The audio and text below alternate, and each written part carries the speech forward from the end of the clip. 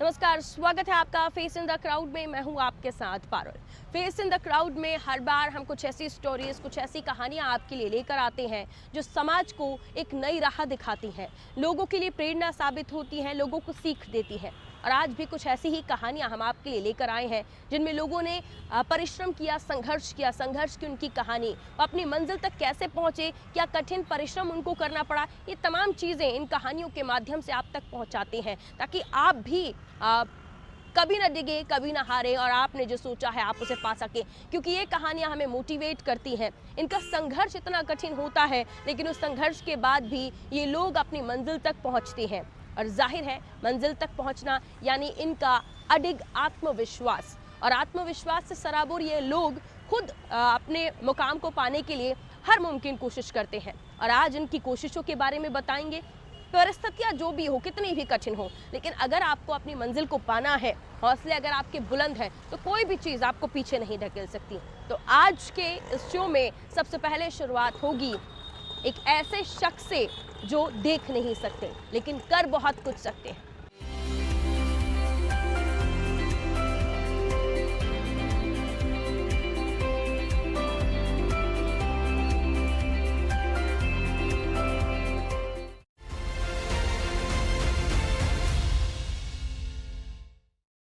इस दुनिया में ऐसे कितने लोग हैं जो अपनी किसी भी कमजोरी को अपने ऊपर हावी नहीं होने देते, और बात कुदरत के अनमोल तोहफे यानी आंखों की हो तो बात और भी संवेदनशील हो जाती है।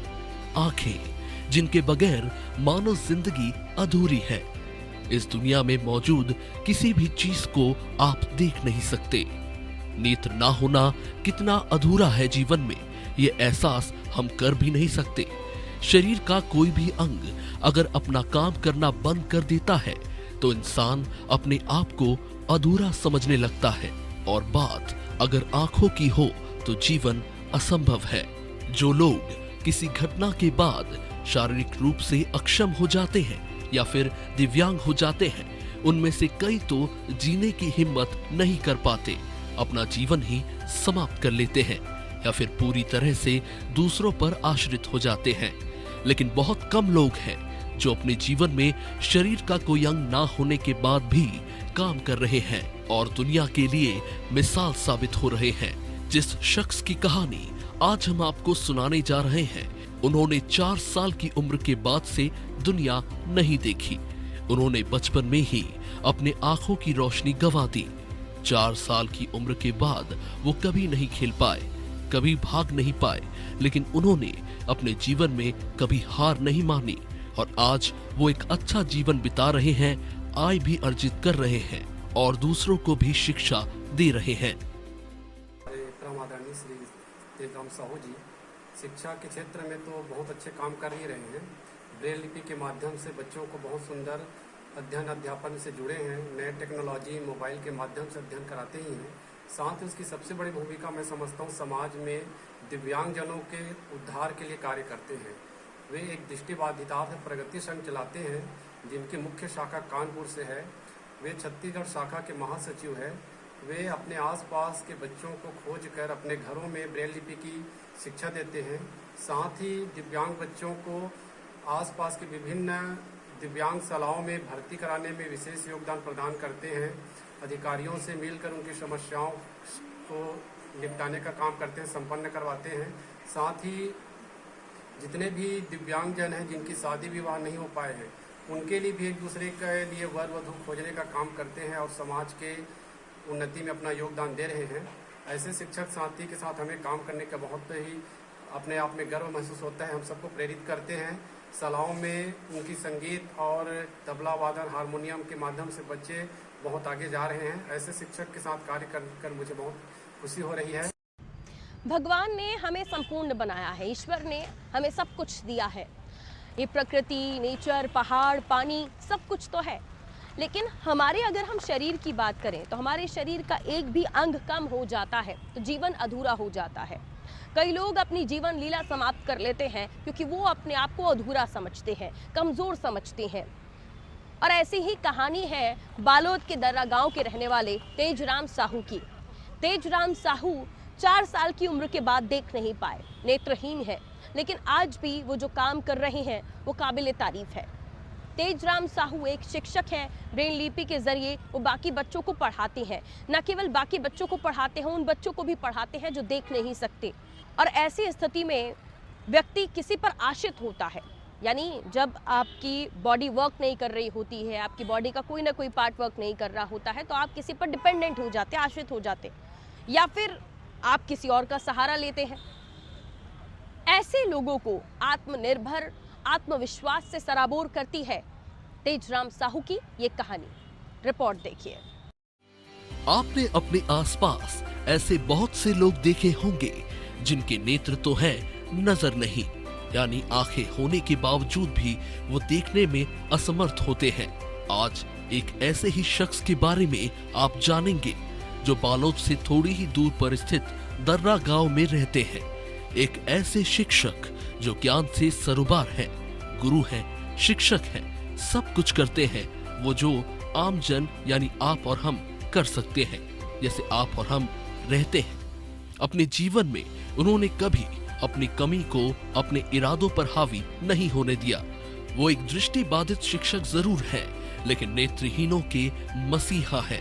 जिस तरह फ्रांस के शिक्षाविद और अन्वेषक लुई ब्रेल ने नेत्रहीनों के लिए लिखने और पढ़ने की प्रणाली विकसित की थी, और फ्रांस में जन्मे लुई ब्रेल दृष्टिबाधितों के लिए ज्ञान के चक्षु बन गए, ठीक उसी तरह लुई ब्रेल से प्रेरणा लेते हुए बालोद जिले के गुरूर विकास खंड अंतर्गत ग्राम दर्रा के स्कूल में पदस्थ शिक्षक तेजराम साहू दृष्टिबाधित होने के बाद भी 16 सालों से स्कूली बच्चों को ब्रेल लिपि के माध्यम से पढ़ा रहे हैं, और बच्चे भी उनके कदमों से कदम मिलाते हुए उन्हें दृष्टिबाधित होने का जरा भी एहसास नहीं होने देते और उनसे शिक्षा प्राप्त कर रहे हैं। दृष्टिबाधित शिक्षक तेजराम साहू, जिनकी जिंदगी की कहानी भी 1809 में जन्मे लुई ब्रेल की तरह ही है, जिन्होंने ब्रेल लिपि का आविष्कार किया।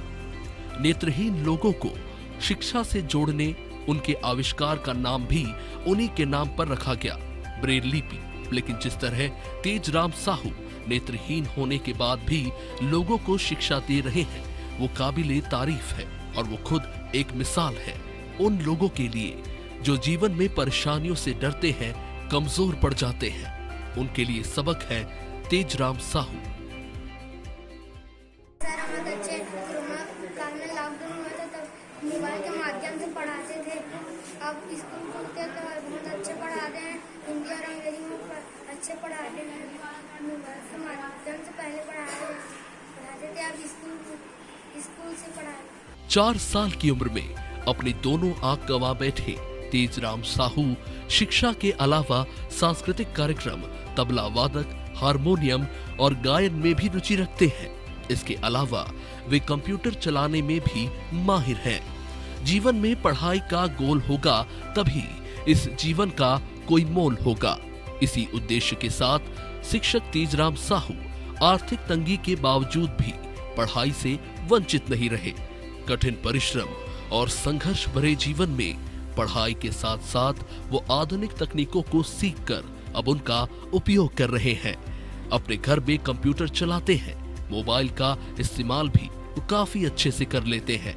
हिंदी मीडियम स्कूल में पढ़ाई के बाद राजधानी में कॉलेज पूरा करके D.Ed की पढ़ाई भी की और गायन और तबला वादन में भी डिप्लोमा हासिल किया, और हर रोज कुछ नया करने की ललक और सीखने की ख्वाहिश उनमें आज भी है।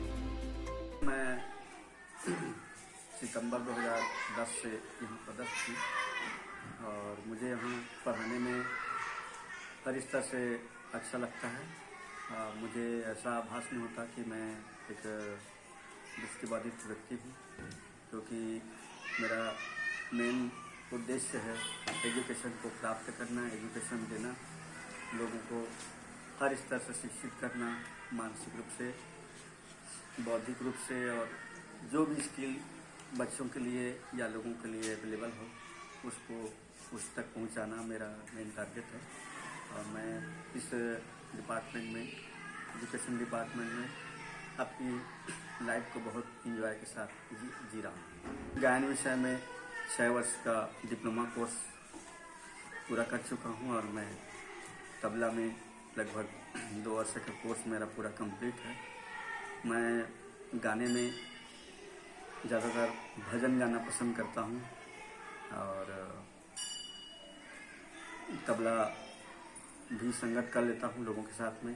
मंडली में चलता हूँ, मेरा एक मंडली है, रामायण मंडली, हरिओम मानस मंडली, जो इसी गांव से रिलेटेड है। ये मंडली चलती है, उसी मंडली में जाता हूँ और दूर दूर तक ये मंडली हमारी जाती है समय समय पर। जिस दिन हमारी छुट्टी होती है उसी दिन हम यहाँ से मंडली के साथ जाते हैं और प्रोग्राम देने में बहुत मजा आता है। यूं तो आज के इस दौर में दृष्टिहीन लोगों को बहुत सामर्थ्य के साथ अलग अलग जगहों पर काम करते हुए देखते हैं, लेकिन पहले ऐसा बिल्कुल नहीं था।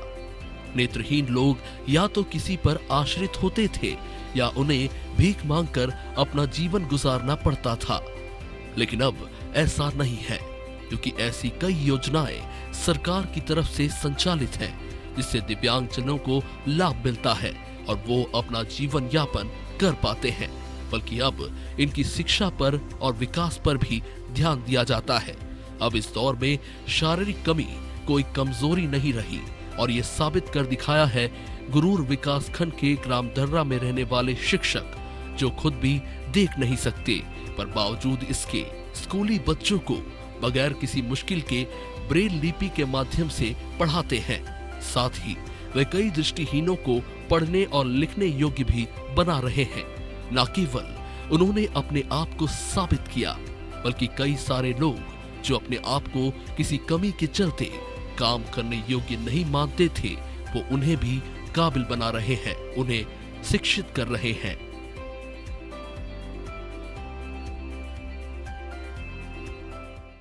तेजराम साहू का एक ऐसा व्यक्तित्व है जिन्होंने नेत्रहीन होने के बावजूद 4 साल की उम्र के बाद वो देख नहीं पाए।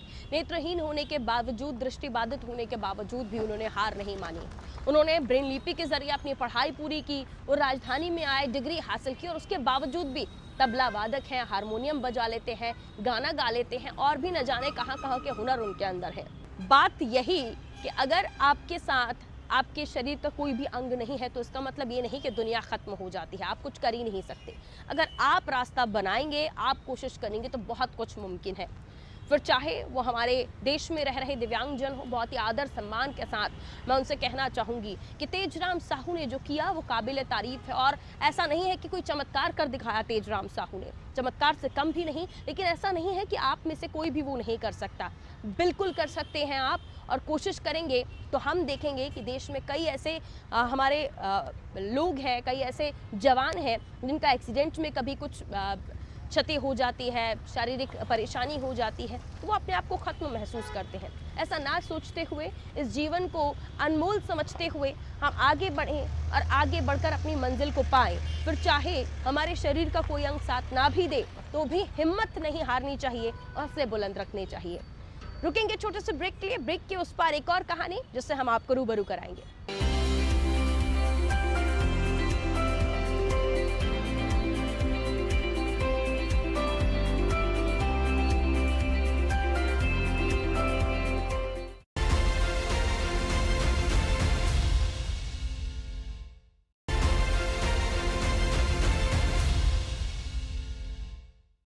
ब्रेक के बाद एक बार फिर से आपका स्वागत है। मैं हूं पारुल और आप देख रहे हैं face in the crowd. Face in the crowd की दूसरी स्टोरी है एक ऐसे खिलाड़ी के ऊपर जिन्होंने काफ़ी कठिन संघर्ष किया, मेहनत की और आज एक मकाम हासिल किया। लेकिन इस खिलाड़ी के बारे में मैं आपको बता दूं, वैसे तो अमूमन आपको जितने भी खिलाड़ियों की कहानी आपने सुनी होगी, उनकी कड़ी ट्रेनिंग, उनके कोच, काफ़ी कुछ उन्होंने किया, लेकिन जाहिर है महंगे कोच और अच्छी खासी ट्रेनिंग के बाद ही उन्हें वो फल प्राप्त होता है जिसके लिए वो संघर्ष कर रहे होते हैं, मेहनत कर रहे होते हैं। लेकिन मेघना के बारे में आप जानेंगे तो मेघना ने जो शुरुआत की अपने बचपन में ही इस चीज़ की, जी हाँ सही सुन रहे हैं आप, बचपन से ही मेघना ने बल्ला थाम लिया था।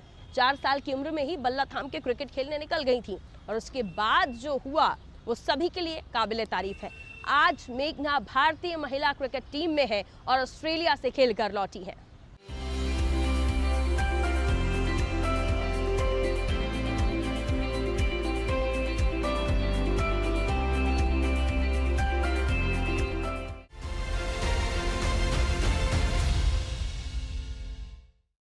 मेघना सिंह है तो खिलाड़ी, लेकिन यहाँ तक पहुँचने के लिए उन्हें काफ़ी कुछ करना पड़ा। मेघना रेलवे में क्लर्क की ड्यूटी करती है, नौकरी करती है। उनके पिता सिक्योरिटी गार्ड है। आर्थिक स्थिति ऐसी नहीं थी कि अच्छी खासी उन्हें कोचिंग मिल सकती, महंगी ट्रेनिंग मिल सकती, लेकिन फिर भी उन्होंने रेलवे की तरफ से खेलना शुरू किया, रेलवे की तरफ से प्रतिभागी रहीं और अपने टैलेंट, अपना हुनर दिखाया, जिसके बाद कोई भी उन्हें रोक नहीं पाया। आज मेघना एक सफल खिलाड़ी हैं और आगे भी उन्हें खेलते ही रहना है। लेकिन इस बीच हमें ये भी जानने की ज़रूरत है कि मेघा ने ये सब कुछ किया कैसे। आज उनका हर तरफ स्वागत सत्कार हो रहा है, उनकी हर तरफ तारीफ हो रही है। न केवल उत्तर प्रदेश बल्कि पूरे देश में उनके हुनर को सराहा जा रहा है, उनकी मेहनत को सराहा जा रहा है। पूरी कहानी मेघना की आपको जरूर देखनी चाहिए। कहते हैं कि मन में अगर कुछ कर गुजरने की चाह हो तो बड़ी से बड़ा काम भी आसान हो जाता है। ऐसा ही कुछ कर दिखाया बिजनौर की मेघना सिंह ने। भारतीय क्रिकेट टीम में चयन होने के बाद गरीब परिवार की बिटिया के परिवार में खुशियों का माहौल है। बिजनौर की कोतवाली देहात गांव की रहने वाली मेघना सिंह साधारण परिवार में जन्मी हैं। मेघना की 3 बहनें और 1 भाई हैं। मेघना के पिता विजय वीर सिंह सिक्योरिटी गार्ड हैं और माता आशा कार्यकर्ता हैं। दादा रिटायर पुलिसकर्मी हैं।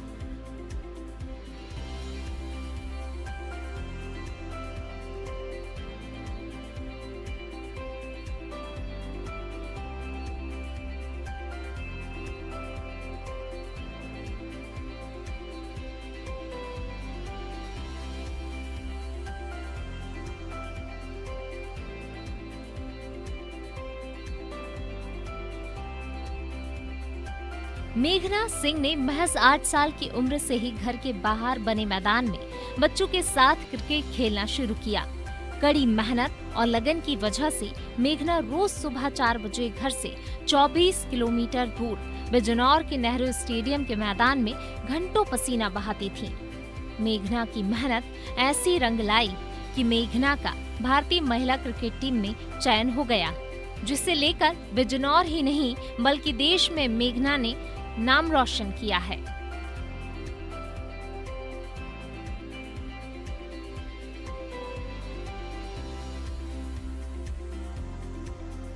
मेघना सिंह साल 2014 से मुरादाबाद रेलवे विभाग में बुकिंग क्लर्क के पद पर तैनात हैं।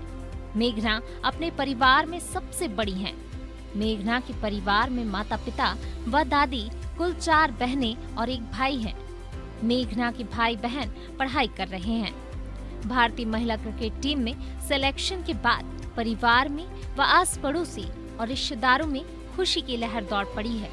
मेघना के परिवार वालों को मुबारकबाद देने का सिलसिला जारी है। एक दूसरे को मिठाई खिलाकर आपस में खुशियां बटोरी जा रही हैं। मेघना ऑस्ट्रेलिया में बहुत जल्द खेलेंगी। मेघना के भारतीय टीम में चयन होने से कस्बे में हर्ष का माहौल है।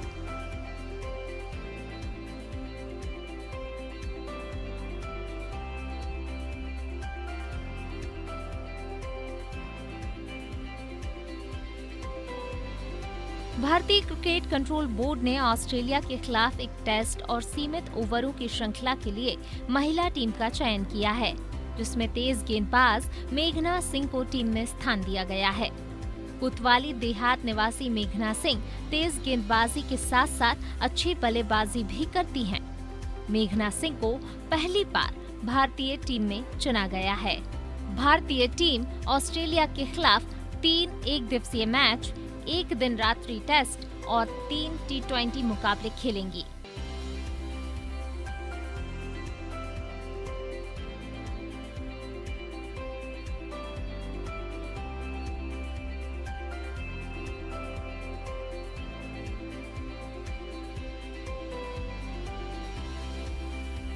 मेघना सिंह भारतीय क्रिकेट टीम के साथ 29 अगस्त को ऑस्ट्रेलिया रवाना होंगी। फिलहाल मेघना सिंह बेंगलोर में रहकर प्रैक्टिस कर रही हैं। मेघना सिंह ने क्रिकेट में अपना अलग स्थान बनाया है। इससे पहले मेघना सिंह इंडिया ए के लिए चुनी गई थीं। पिछले साल दुबई में आयोजित T20 चैंपियंस ट्रॉफी में भी मेघना ने अपनी खेल प्रतिभा से सभी को आकर्षित किया था। मार्च में राजकोट में आयोजित सीनियर वुमेन चैलेंजर ट्रॉफी में मेघना सिंह रेलवे की ओर से प्रतिभागी थीं। रेलवे की कप्तान मिताली राज के नेतृत्व में रेलवे ने राष्ट्रीय ट्रॉफी जीती थी। बिजनौर के कोतवाली की मेघना सिंह ऑस्ट्रेलिया में क्रिकेट खेलकर घर लौटी हैं। इस दौरान उनका स्वागत किया गया और रोड शो भी निकाला गया। मेघना सिंह ने भारतीय टीम के साथ ऑस्ट्रेलिया के खिलाफ 1 टेस्ट और 3 T20 मैच खेले हैं, जिसमें उनका अच्छा प्रदर्शन रहा।